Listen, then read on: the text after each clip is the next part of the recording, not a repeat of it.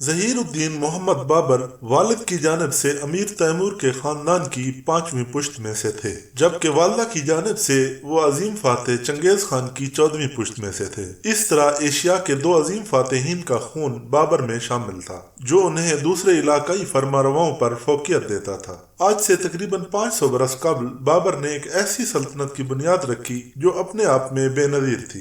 انہوں نے سن 1526 میں پانی پت کی پہلی جنگ میں ابراہیم لودھی کو شکست فاش دے کر ہندوستان میں ایک ایسی سلطنت قائم کی جس کے قبضے میں اپنے عروج کے زمانے میں دنیا کی 1/4 سے زیادہ دولت تھی اور جس کا رقبہ تقریباً پورے بر صغیر بشمول افغانستان پر محیط تھا۔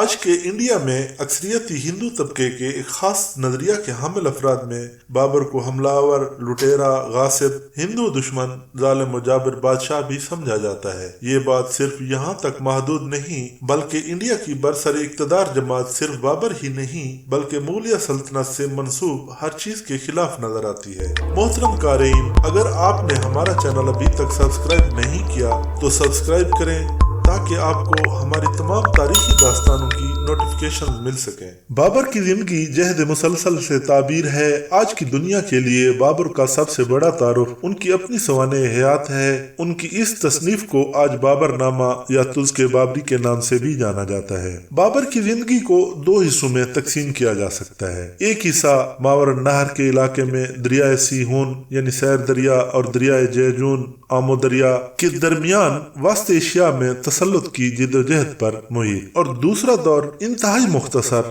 لیکن انتہائی اہمیت کا حامل ہے۔ محض 4 سال میں انہوں نے ہندوستان کی ایک ایسی عظیم سلطنت کی بنیاد رکھی جو تقریباً 300 سال تک مسلسل چلتی رہی۔ بابر کی آبائی سلطنت فرغانہ کا علاقہ تھا۔ ظہیر الدین محمد بابر کو ماں پیار سے بابر یعنی شیر کہتی تھی۔ بابر کا باپ عمر شیخ مرزا فرغانہ موجودہ ترکستان کا حاکم تھا۔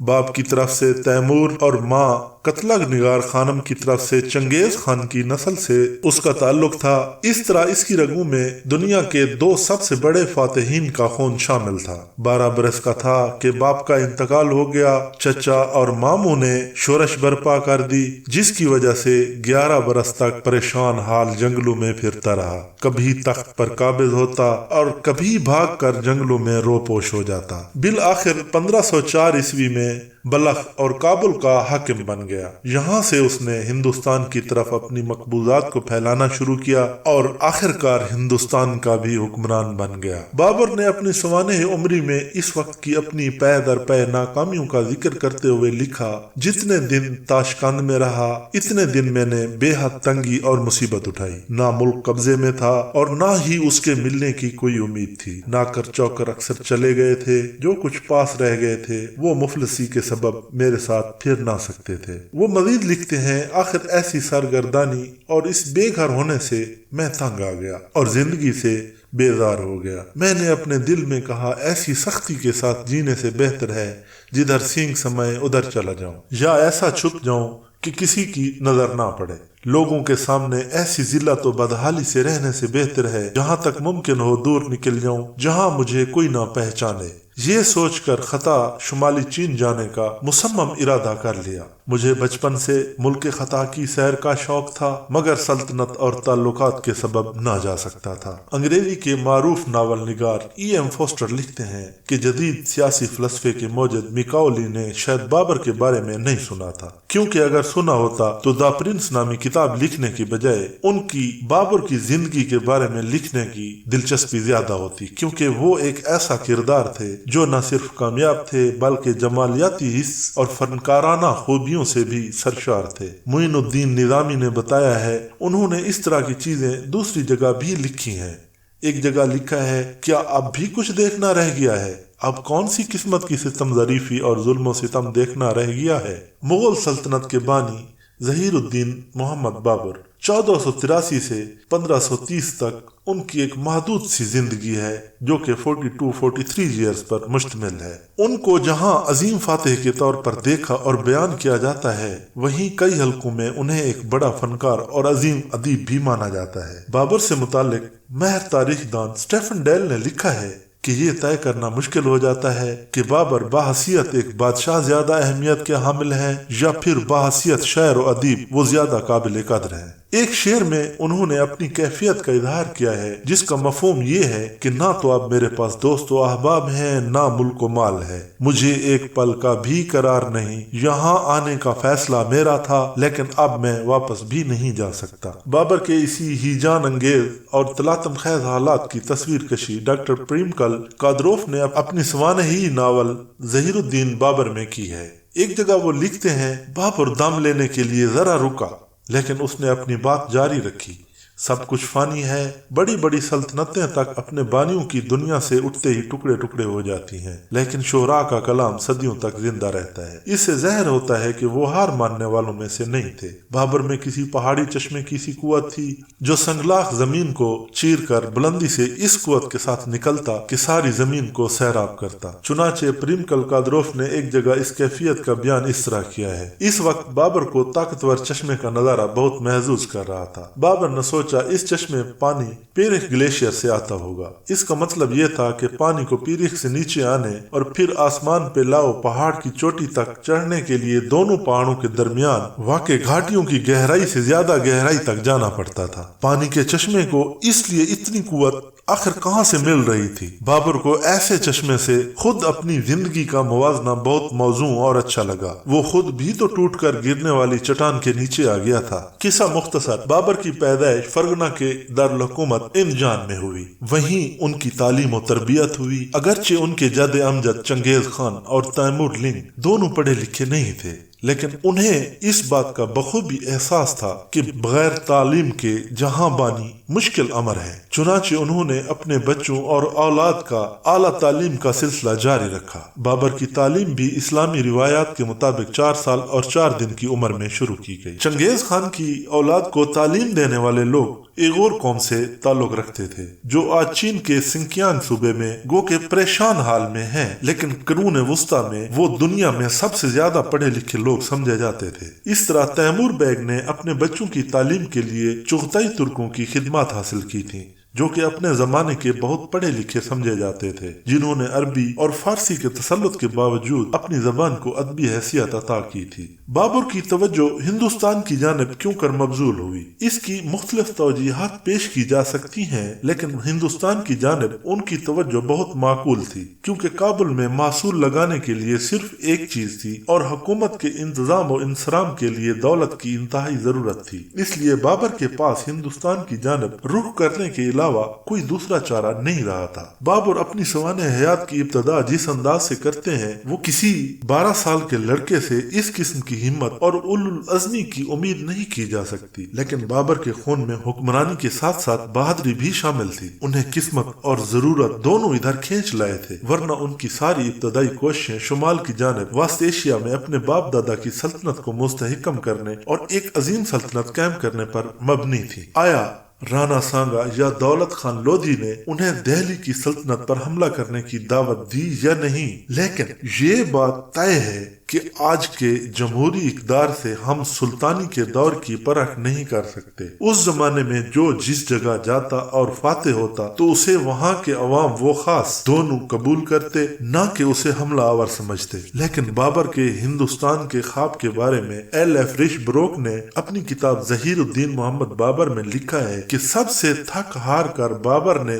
دیخقات نامی گاؤں میں رہنے کا فیصلہ کر لیا۔ اس نے پرخلوص طریقے سے خود کو ماحول کے مطابق ڈھال لیا، اپنے تمام دعووں کو ترک کر دیا اور محض ایک سادہ مہمان کی طرح گاؤں کے مقدم یعنی سردار کے گھر رہنے لگے۔ یہاں اسے ایک ایسا سابقہ پڑا جس کے متعلق قسمت نے یہ طے کر دیا تھا کہ جس سے بابر کی آئندہ کی زندگی کی تشکیل پر ایک اعلیٰ ترین اثر پڑے گا۔ مقدم کی عمر 70 یا 80 برس ہوگی، مگر ان کی والدہ 111 سال کی تھی اور وہ زندہ تھی۔ इस बूढ़ी खातून के कुछ रिश्तेदार तैमूर बेग के लश्कर के साथ हिंदुस्तान गए थे। ये बात उनके जहन में थी और वो उसका किस्सा बाबर को सुनाया करती थी। उन्होंने बाबर के बुजुर्गों के कारनामों की जो कहानियां सुनाई, उन्होंने नौउमर शहजादे के तखयलात में एक जोश वाहिजान बर्पा कर दिया। इसमें कोई शुबा नहीं, इस वक्त से ही हिंदुस्तान में तैमूर की फतूहात का ताज़ा करने का ख्वाब उसके जहन के पस मंजर में मुसलसल कायम रहा। बाबर अपने मुट्ठी भर साथियों के हमरा खाना बदोशों के पास पनाह गजीन रहे। आखिरकार बाबर ने फैसला किया उन्हें किसी ऐसे इलाके का रुख करना चाहिए जिसमें उज़्बक हुक्मरानों की दिलचस्पी न हो। चिनाचे उन्होंने काबुल का रुख किया। काबुल जाते ही उन्होंने बदख्शां पर कब्जा कर लिया। काबुल पर अलग बेग मिर्जा या बाबर का एक चचा था, उसके एक दामाद मोहम्मद मुकीम की हुकूमत थी। बाबर की आमद पर वो किला बंद हो गए, लेकिन चंद दिन में हथियार डाल दिए। बाबर ने इस शहर की हुकूमत संभालने के बाद शहर को बहुत तरक्की दी। यहाँ बागात लगवाए, तामीरात करवाई और नज्म व नस्क पर तवज्जो दी। सन 911 हिजरी में 1505 ईस्वी में बाबर की वालदा कतलग निगार खानम का इंतकाल हो गया। इसी जमाने में बाबर ने उज़्बकों के खिलाफ हुसैन बैकरा की मदद। 912 हिजरी 1506 ईस्वी में बाबर ने कंधार का किला फतह किया। फिर वो खरासान की मुहिम के लिए तैयारियां करने लगे। इन्हीं दिनों में 913 हिजरी 1507 ईस्वी में बाबर के बेटे हुमायूं की विलादत हुई। उधर शिबानी खान ने फारस की सफ़वी हुकूमत के बादशाह इस्माइल सफ़वी की सरहदों पर चढ़ाई कर दी। इस्माइल सफ़वी ने भी जवाबी कार्रवाई की, हीरात को तस्खीर कर लिया। इसी जमाने में बाबर ने बदख्शां पर दोबारा फौजकशी की, जहां अज़्बक काबिज हो गए थे। बदख्शां फतह करने के बाद बाबर ने हसार, कंदोज और बकलात पर कब्जा कर लिया। फिर बुखारा पर भी तैमूरी परचम लहरा दिया। इसी असना में शिबानी खान ने कंधार पर भी कब्जा कर लिया, लेकिन रमजान उल मुबारक 916 हिजरी यानी दिसंबर 1510 ईस्वी में शिबानी खान मर्व के मकाम पर शाह इस्माइल सफ़वी की फौजों से लड़ते हुए मारे गए। इसके बाद बाबर ने 917 हिजरी के रजब में यानी अक्टूबर 1511 ईस्वी में समरकंद पर कब्जा कर लिया। ताहम चूंकि शाह इस्माइल सफ़वी ने उनकी मदद की थी, इसलिए बाबर ने चाहा कि उनकी फौज की वर्दी भी शाह इस्माइल सफ़वी की फौज की वर्दी जैसी हो जाए। इस तब्दीली को समरकंद के उमरा ने पसंद नहीं किया। बाबर को 918 हिजरी के सफर में यानी मई 1512 ईस्वी में उज़्बकों से एक लड़ाई में शिकस्त भी खानी पड़ी। वो काबुल में वापस आए। इसी जमाने में बरसगीर यानी पाक व हिंद से खबरें आने लगी कि हिंद के फरमारवा सिकंदर लोधी का इंतकाल हो चुका है। उनकी जगह इब्राहिम लोधी की हुकूमत कायम हो गई है और उमरा के दरमियान आए दिन झगड़े हो रहे हैं। बाबर खुद भी 922 हिजरी यानी 1516 ईस्वी में अटक तक जलगार की और पंजाब की सरहद पर खखरों यानी गखड़ों और दीगर मुखालिफिन की खबर ली। वाज़े रहे काबुल इस जानब के कई इलाके अमीर तैमूर ने भी फतह किए थे और उन्हें अपनी सल्तनत में शामिल कर लिया था। बाबर ने इन इलाकों का नज़्म नस्क दुरुस्त किया। दूसरी बार बाबर ने लाहौर, मुल्तान और सरहिंद तक पेशकदमी की। एक किला और कई इमारतें भी बनवाई, लेकिन काबुल से तशवीश अंगेज इतलात मौसूल होने पर वो वापस काबुल चले गए। तीसरी बार बाबर 1520 ईस्वी में सरहिंद तक बढ़ते चले गए, लेकिन कंधार के बिगड़े हुए मामलात की वजह से उन्हें एक बार फिर वापस जाना पड़ा। बाबर ने सरजमीन हिंद पर फैसला कुन हमला 912 हिजरी यानी 1526 ईस्वी में किया। जासूसों ने इतला दे रखी थी कि हिंद के हुक्मरान इब्राहिम लोधी 1 लाख सवारों के साथ पानीपत के मैदान में पहुंच चुके हैं। उनके साथ जंगी हाथी भी हैं। बाबर के साथ सिर्फ 10,000 सवार थे। फरीक मुखालिफ के पास 10 गुना ज्यादा ताकत थी। इसलिए बाबर की फौज में तशवीश का फैल जाना एक फितरी अमल था। लेकिन बाबर ने अपने साथियों को हौसला दिलाया और उन्हें मुनज़्ज़म किया और सरहिंद पहुंचकर वहां भरोसे के काबिल हुक्काम मुकर्रर करके पानीपत की सिमत कूच कर दिया। पानीपत का मैदान दिल्ली से 40 कोस के फासले पर दिल्ली और सरहिंद के दरमियान वाक़ है। 9 रजब 932 हिजरी 21 अप्रैल 1526 ईस्वी को पानीपत के मैदान में तारीखी जंग लड़ी गई, जिसके नतीजे में बरे सगीर की तारीख का एक नया बाब खुल गया। बाबर ने हुक्म दिया कि तोपों की गाड़ियां बैलों की मरवाड़दार खालों के साथ जंजीर की तरह जोड़ दी जाए। हर 2 तोप गाड़ियों के दरमियान 6 या 7 लोहे के तवे थे। गोला फेंकने वाले इन तवों के अकब में खड़े होकर गोले फेंकते थे। बाबर ने इन तैयारियों पर 5 से 6 दिन सर्फ कर दिए। इसके बाद वो पानीपत की तरफ बढ़े। सुबह में लड़ाई का आगाज हुआ। घोड़ों की टापों, हाथियों की चिंगाड़ों और रज़मिया नारों से मैदान जंग गूंज उठा। खून के फवारे उछलने लगे। गिर्द गुबार के बादलों ने मैदान को ढांप लिया। तोपों की गरज ने दिलों पर एक दहशत तारी कर दी। बाबर की मुख्तसर मगर जंग आजमा फौज के आगे इब्राहिम लोधी का 10 गुना बड़ा लश्कर भी न ठहर सका और दोपहर होने से पहले ही उसके कदम उखड़ गए। इब्राहिम लोधी लड़ते हुए मारा गया और बाबर का लश्कर फतेहयाब हो गया। सुल्तान इब्राहिम लोधी मारा गया, बाबर फाते रहा। पानीपत की जंग में फतह पाने के बाद बाबर ने हिंदुस्तान में मुगल सल्तनत की ऐसी बुनियाद रखी कि जो 300 साल से ज्यादा अरसे तक चलती रही। बाबर फातिहाना अंदाज में दिल्ली की जानिब रवाना हुआ और दिल्ली में दाखिल हो गया। दिल्ली में उसका इस्तकबाल इब्राहिम लोधी की माँ बुआ बेगम ने किया। बाबर ने निहायत अदब और एहतराम से बुआ बेगम को माँ का दर्जा दे दिया। दिल्ली के तख्त पर कब्जा करने के बाद सबसे पहले अंदरूनी बगावत को फर्व किया, फिर ग्वालियर, हिसार, रियासत, मेवात, बंगाल और बहार वगैरह को फतह कर लिया। बाबर ने बहुत जगह अपने दुश्मन मुस्लिम हुक्मरानों के लिए भी काफिर का लफ्ज इस्तेमाल किया और उन्हें लानत और मलामत का निशाना बनाया। बाबर ने 21 साल तक ज़हदाना जिंदगी गुजारी, लेकिन फिर उन्हें अरबाब निशात के साथ शराब की महफिलें रास आने लगी। चुनाचे इनकी महफिलों में शराब नोश खवातीन का भी जिक्र आया है। बाबर ने इसके जिक्र को छुपाने की कतन कोशिश नहीं की है। वो अपने वालिद के बारे में लिखते हैं कि उन्हें शराब की आदत थी और माजून भी खाने लगे थे, जबकि हुमायूं के बारे में तो मशहूर है ही कि उन्हें अफीम खाने की लत थी। बाद लोगों का ख्याल है आखिरकार बाबर ने शराब और शबाब से तौबा कर ली और बाद लोगों का ख्याल है कि बाबर की इस सच्ची तौबा के सबब अल्लाह ने मुगलों को हिंदुस्तान में 300 साल की सल्तनत अता कर दी। लेकिन जामिया मिल्लिया इस्लामिया में तारीख के उस्ताद प्रोफेसर रिजवान कैसर साहब का कहना है कि ये बाबर के अमल की मजहबी तौज़ीह तो हो सकती है, लेकिन इसकी तारीखी हैसियत नहीं, क्योंकि उसे किसी तरह साबित नहीं किया जा सकता। अलबत्ता इतना कहा जा सकता है कि बाबर ने जंग जीतने के लिए मजहबी जोश व खरोश बेदार करने का इस्तेमाल जरूर किया था।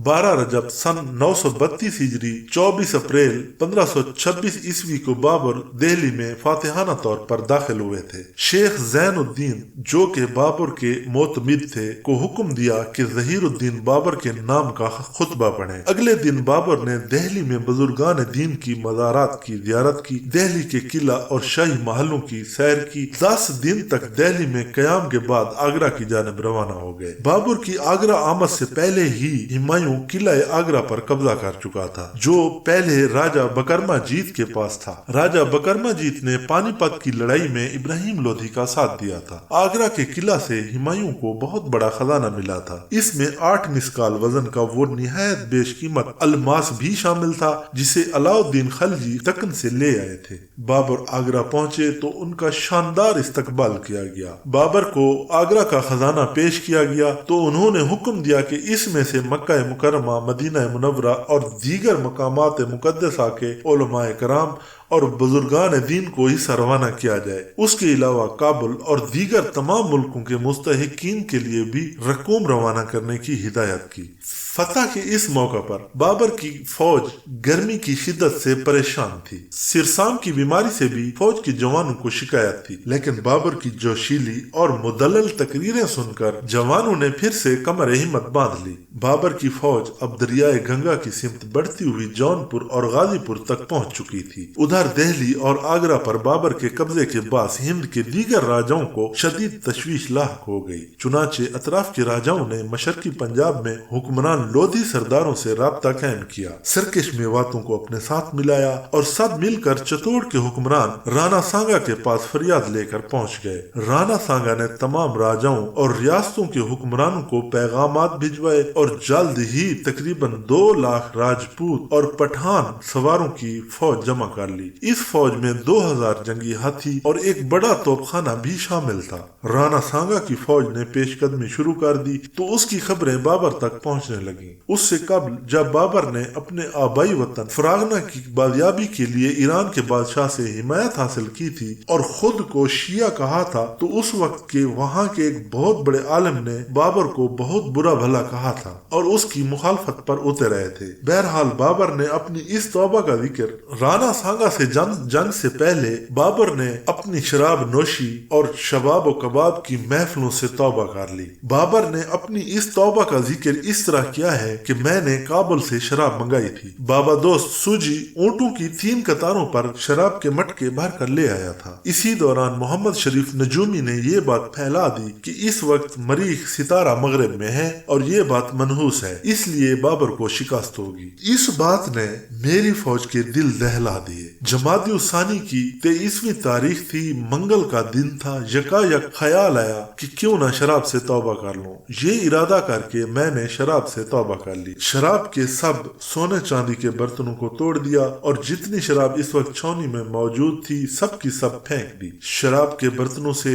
जो सोना चांदी मिला उसे फकीरों में तकसीम कर दिया गया। मेरे इस काम में मेरे साथियों ने भी साथ दिया। मेरी तौबा की खबर सुनकर मेरे साथी उमरा में 3 अशखास ने इसी रात तौबा कर ली। बाबा दोस्त चूंकि ऊंटों की कई कतारों पर शराब के बेशुमार मटके लाद कर काबुल से लाया था, ये शराब भी बहुत ज्यादा थी, इसलिए उसने उसे फेंकने की बजाय इसमें नमक शामिल कर दिया ताकि सिरका की शिकल इख्तियार कर ले। जिस जगह मैंने शराब से तौबा की और शराब गढ़ों में अंडेली, वहाँ तौबा की यादगार के तौर पर एक पत्थर नस्ब किया और एक इमारत तामीर कराई। मैंने ये भी इरादा किया था अगर अल्लाह ताला राणा सांगा पर फतह बख्शिश करेंगे तो मैं अपनी सल्तनत में हर किस्म के महसूल माफ कर दूंगा। मैंने इस माफी का ऐलान करना भी जरूरी समझा और मुहर्रिरों को हुक्म दिया कि इस मजमून के फरमान को जारी कर दें और दूर दूर उसकी शोहरत दी जाए। बाबर की फौज में दुश्मन की ज्यादा तादाद की वजह से बददिली फैल गई थी, इसलिए बाबर ने पूरी फौज को एक जगह जमा करके तकरीर की, जो भी इस दुनिया में आया है उसे मरना है। जिंदगी खुदा के हाथ में है, इसलिए मौत से नहीं डरना चाहिए। मुझसे तुम लोग अल्लाह के नाम पर कसम खाओ कि मौत को सामने देखकर मुंह नहीं मोड़ोगे। जब तक जान बाकी है लड़ाई जारी रखोगे। बाबर की फौज के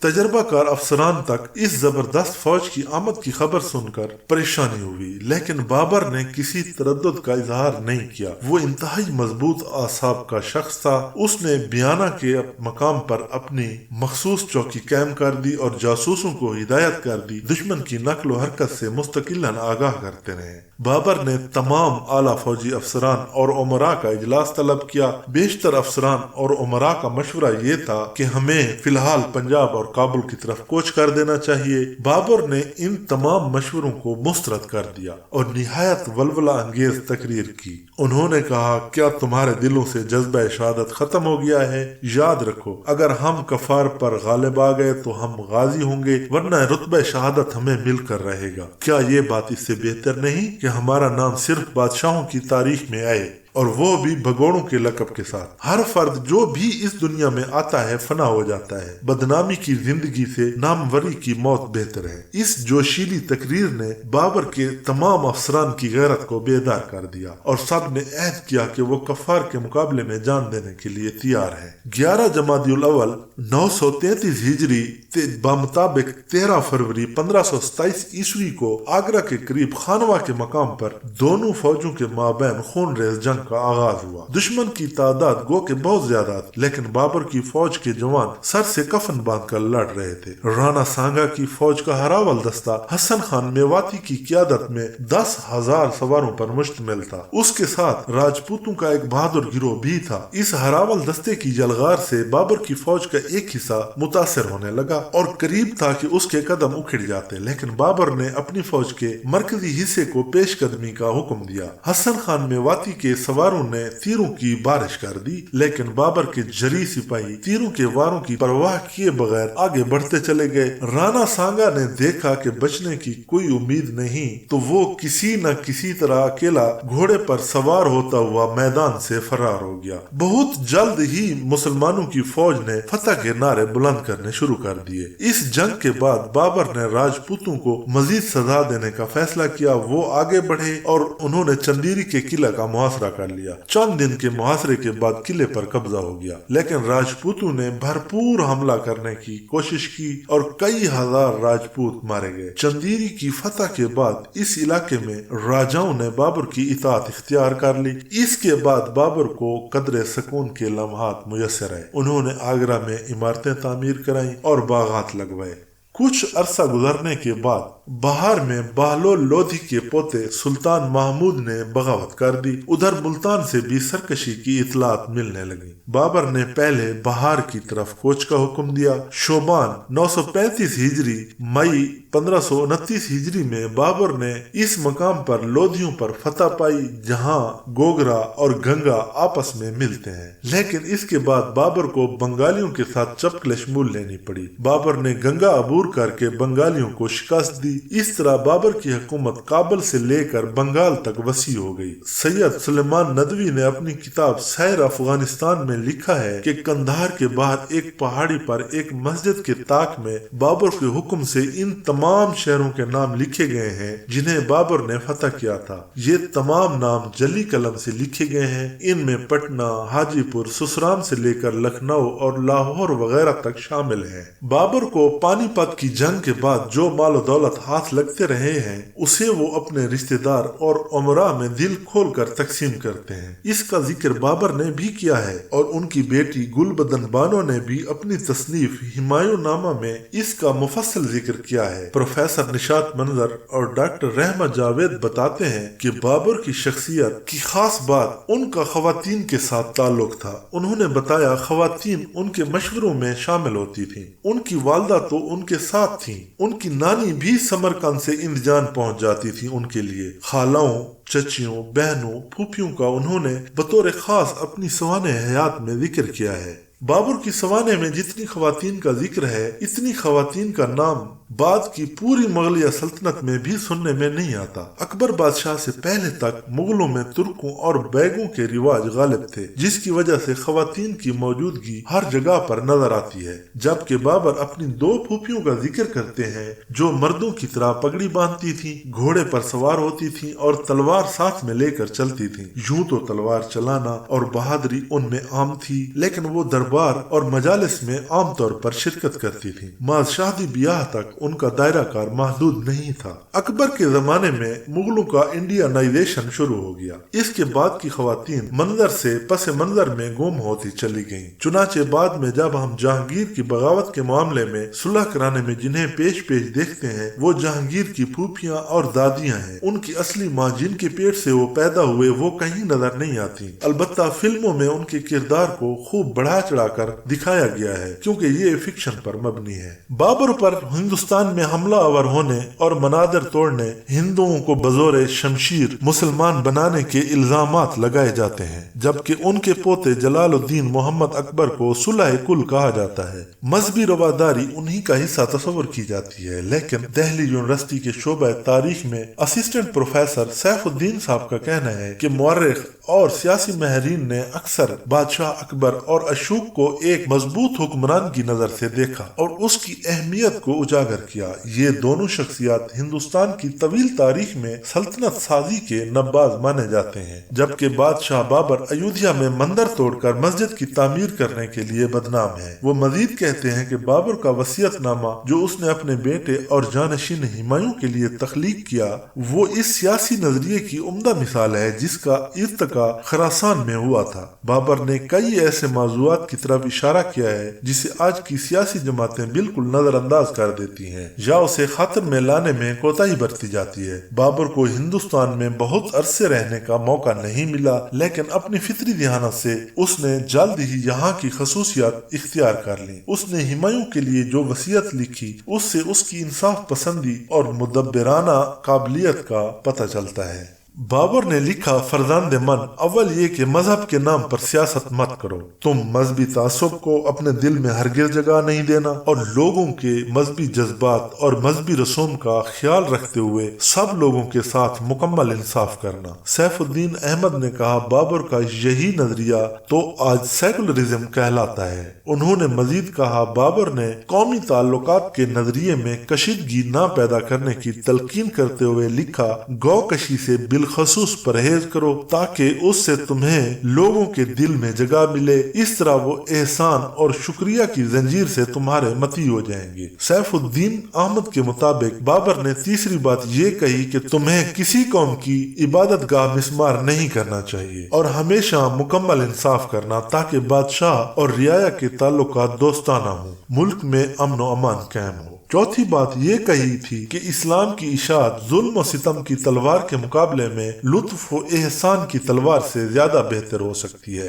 اس کے علاوہ بابر نے شیعہ سنی اختلافات کو نظر انداز کرنے کا مشورہ بھی دیا، ذات پات کے نام پر عوام کے اندر رسا کشی سے گریز کرنے کو کہا، نہیں تو اس سے ملک کی یکجہتی کو نقصان ہوگا اور حکمران جلد ہی اپنے اقتدار سے ہاتھ دھو بیٹھیں گے۔ سیف الدین کے مطابق بابر نے یہ بھی کہا، اپنی رعایا کے مختلف خصوصیات کو سال کے مختلف موسم کی طرح سمجھو تاکہ حکومت اور مختلف عوام بیماریوں اور کمزوریوں سے بچ سکیں۔ بابر کا دل ہندوستان کی طرح کشادہ تھا، وہ جہد مسلسل میں یقین رکھتا تھا، اس کی فطرت میں دلچسپی، اور ہندوستان میں باغات کی تعمیر نے ایک نئے عہد کا آغاز کیا ہے جس کی معراج ہمیں جہانگیر کے باغوں اور شاہ جہان کی تعمیرات کی صورت میں نظر آتا ہے۔ بابر کی موت اپنے آپ میں ایک بہت ہی روحانی واقعہ ہے۔ بابر نے اپنے سب سے بڑے بیٹے ہمایوں کو کابل میں حکمران مقرر کیا تھا۔ ہمایوں اپنے والد سے ملنے کی خاطر واپس آئے تو یہاں آ کر بیمار ہو گئے، انہیں انتہائی زبردست بخار چڑھ گیا،